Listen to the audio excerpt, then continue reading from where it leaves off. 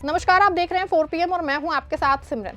वंदे मातरम इस गीत को लेकर के बीते कुछ दिनों से सियासी पारा कुछ ज्यादा ही हाई चल रहा है। पक्ष विपक्ष सामने हैं, सड़क से लेके संसद तक इस पे चर्चा हो रही है। सत्ताधारी दल भाजपा द्वारा एक तरफ जहां इसको लेके विपक्ष पे तरह तरह के आरोप लगाए जा रहे हैं, वहीं दूसरी तरफ विपक्ष भी इस मामले पे भाजपा पे निशाना साधने से पीछे नहीं हट रहा है। जरा सोचे दोस्तों, जिस देश में महंगाई का ये आलम हो कि बहुत सारे लोग ऐसे हैं जो एक वक्त का खाना खा के दूसरे वक्त के खाने की तलाश करते हैं, कोई ठिकाना नहीं है। रोजगार का आलम तो आप बखूबी समझते ही होंगे। देश का युवा सड़कों पे बेरोजगार घूम रहा है। सरकारी नौकरी के इंतजार में जाने कितनों की उम्र निकल गई है, तो कई लोगों ने मौत को ही गले लगा लिया। उसी दिल्ली में सदनों में जब वंदे मातरम को लेकर चर्चा चल रही होती है, तो दूसरी तरफ सड़कों पे हजारों शिक्षक और छात्र अपने हक के लिए जंतर मंतर पे भूखे प्यासे धरना दे रहे होते हैं। खैर, इन सबसे सत्ताधारी दल भाजपा को भला क्या ही, उसे तो बस हिंदू मुसलमान राजनीति करनी आती है। यही वजह है कि आज युवा वर्ग पूरी तरह से राहुल गांधी की विचारधारा के प्रति आकर्षित है। खैर, बात करें वंदे मातरम की, तो इस पे सियासी गलियारों में बहसबाजी बढ़ती जा रही है। आलम यह है कि पक्ष विपक्ष जम के हमलावर है।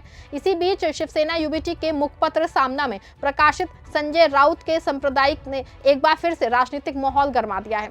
वंदे मातरम की 150वीं वर्षगांठ पे बीजेपी द्वारा आयोजित कार्यक्रम पे सवाल उठाते हुए राउत ने बीजेपी को वंदे मातरम का ठेकेदार बताते हुए तीखी आलोचना की है। संपादकीय में कहा गया कि बीजेपी ने लोकसभा में वंदे मातरम पे चर्चा शुरू करा के खुद के लिए मुश्किलें खड़ी कर ली हैं। राउत लिखते हैं कि जैसे ही ये मुद्दा संसद में आया, पूरे विपक्ष ने प्रधानमंत्री नरेंद्र मोदी और बीजेपी को राष्ट्रवाद पे झूठा ज्ञान बांटने वाला करार देते हुए घेर लिया। इसके साथ ही संजय राउत ने तंज कसते हुए लिखा कि बीजेपी और संघ परिवार का स्वतंत्रता संग्राम से कोई संबंध नहीं रहा। उनके शरीर पे स्वतंत्रता आंदोलन की एक खरोश तक नहीं आई, फिर भी राष्ट्रवाद पे ज्ञान देना इनकी आदत बन चुकी है। उन्होंने याद दिलाया कि 1896 में जब युवा रविंद्रनाथ टैगोर ने कांग्रेस अधिवेशन में पहली बार वंदे मातरम गाया था, तभी ये गीत आंदोलन की आत्मा बन गया था। संपादकीय में आगे कहा गया है कि जिस कांग्रेस ने वंदे मातरम को पहचान दी, उसी कांग्रेस से आज बीजेपी देशभक्ति का प्रमाण पत्र मांग रही है। राउत ने आरोप लगाया कि बीजेपी के पूर्वज स्वतंत्रता आंदोलन का हिस्सा नहीं थे, उल्टे वे अंग्रेजों और मोहम्मद अली जिन्ना के साथ खड़े थे। राउत ने संघ से सवाल पूछा कि यदि उन्हें वंदे मातरम इतना प्रिय है, तो इसे आरएसएस शाखाओं में पहली बार कब गाया गया था, और फिर नमस्ते सदा वत्सले मातृभूमि को शाखाओं का मुख्य गीत क्यों बनाया गया। दरअसल राज्यसभा में वंदे मातरम पे हो रही चर्चा के दौरान केंद्रीय गृह मंत्री अमित शाह ने तीखा बयान देते हुए कहा कि इस राष्ट्रगीत के महत्व को बार बार विवादों में घसीटा गया है। उनका कहना था कि वंदे मातरम केवल एक गीत नहीं, बल्कि भारत की आत्मा को जगाने वाला मंत्र है, जिसकी शक्ति ने आजादी की लड़ाई में लाखों लोगों को प्रेरित किया। उन्होंने आरोप लगाया कि जवाहरलाल नेहरू ने वंदे मातरम के टुकड़े किए। अमित शाह ने विपक्ष पे आरोप लगाया कि कुछ दल वंदे मातरम की चर्चा को बंगाल चुनाव से जोड़ के उसका महत्व कम करने की कोशिश कर रहे हैं। शाह ने कहा कि बंकिम चंद्र चट्टोपाध्याय ने इस गीत की रचना बंगाल में की, लेकिन इसका संदेश पूरे भारत में बिजली की तरह फैल गया और आज भी राष्ट्र को एकजुट करता है। अमित शाह ने कहा कि अंग्रेजों ने जब वंदे मातरम पे पाबंदियां लगाई, तब बंकिम चंद्र ने साफ कहा था कि चाहे उनकी बाकी रचनाएं गंगा में बहा दी जाएं, लेकिन वंदे मातरम की शक्ति अनंत काल तक जीवित रहेगी। शाह के अनुसार बंकिम चंद्र के ये शब्द आज पूरी तरह सच साबित हुए हैं। वहीं विपक्ष ने भी ऐसी बयानों पर करारा जवाब दिया। वहीं विपक्ष के नेता गौरव गोगोई ने भी तीखा हमला बोलते हुए विपक्ष से सवाल दागे। उन्होंने क्या कहा, आप इस वीडियो में देखिए। वंदे मातरम किस संदर्भ में लिखा गया? ब्रिटिश के विद्रोह में वंदे मातरम का नारा कब लगाते थे? जब हम ब्रिटिश के अंदर हम खौफ पैदा करना चाहते थे। वंदे मातरम का नारा कब लगाते थे? जब हम ब्रिटिश को बताना चाहते थे कि हम डरेंगे नहीं, हम झुकेंगे नहीं। तो ये था मूल भाव वंदे मातरम का, ब्रिटिश के विद्रोह करने का। मैं पूछना चाहता हूं कि आपके राजनीतिक पूर्वजों ने वंदे मातरम की इस मंशा को आपने कब पूरा किया? कब आपने ब्रिटिश का विद्रोह किया? कब किया? अब वंदे मातरम का उद्देश्य था कि ब्रिटिश को के बीच में डर फैलाना। मैं पूछना चाहता हूं कि आपने उस मंशा को कब पूरा किया?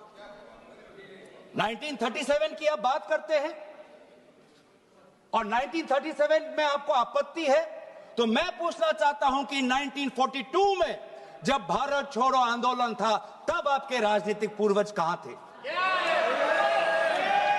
अगर आपको लगता है कि वंदे मातरम के साथ कांग्रेस पार्टी ने उसको दुर्बल करने की एक साजिश की।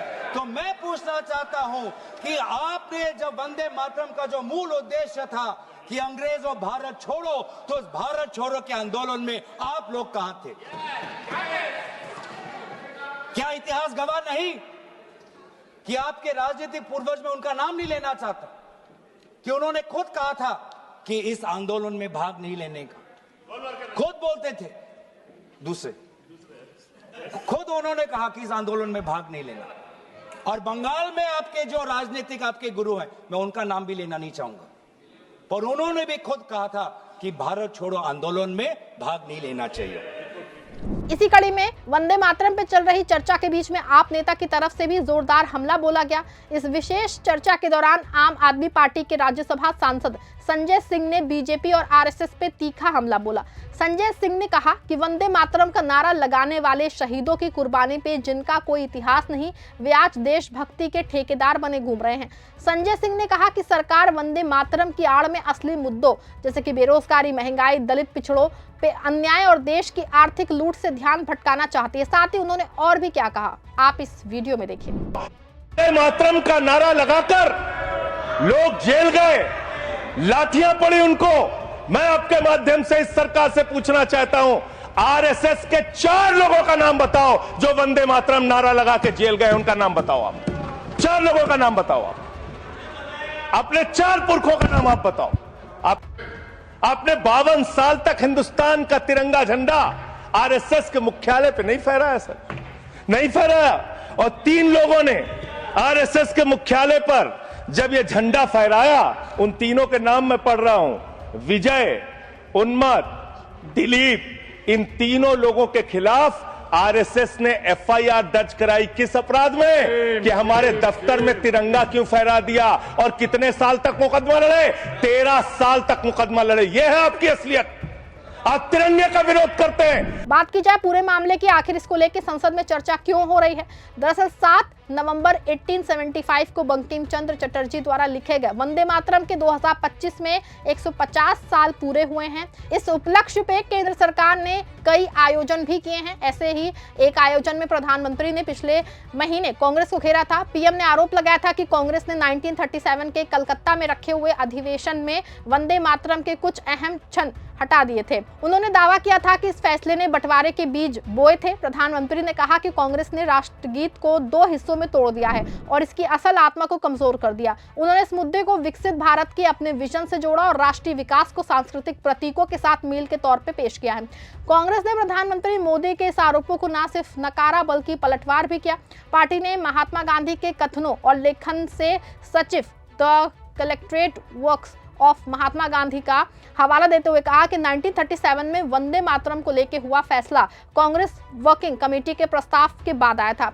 इस समिति में जवाहरलाल नेहरू के अलावा खुद महात्मा गांधी, सरदार पटेल, सुभाष चंद्र बोस, राजेंद्र प्रसाद, अबुल कलाम और सरोजिनी नायडू और कई वरिष्ठ नेता शामिल थे। कांग्रेस के मुताबिक CWC ने तब पाया था कि वंदे मातरम के शुरुआती 2 छंद ही पूरे देश में वृहद स्तर पे गाए जाते थे। प्रस्ताव में ये भी कहा गया कि बाकी के छंद धार्मिक स्वरूपों को पेश करते हैं, जिनमें कुछ नागरिकों को आपत्ति थी। कांग्रेस ने यह भी तर्क पेश किया कि वंदे मातरम के छंद हटाने का फैसला इस अधिवेशन में रविंद्रनाथ टैगोर की सलाह पे ही लिया गया। उन्होंने 1896 में एक अधिवेशन के दौरान पूरा वंदे मातरम गाया था।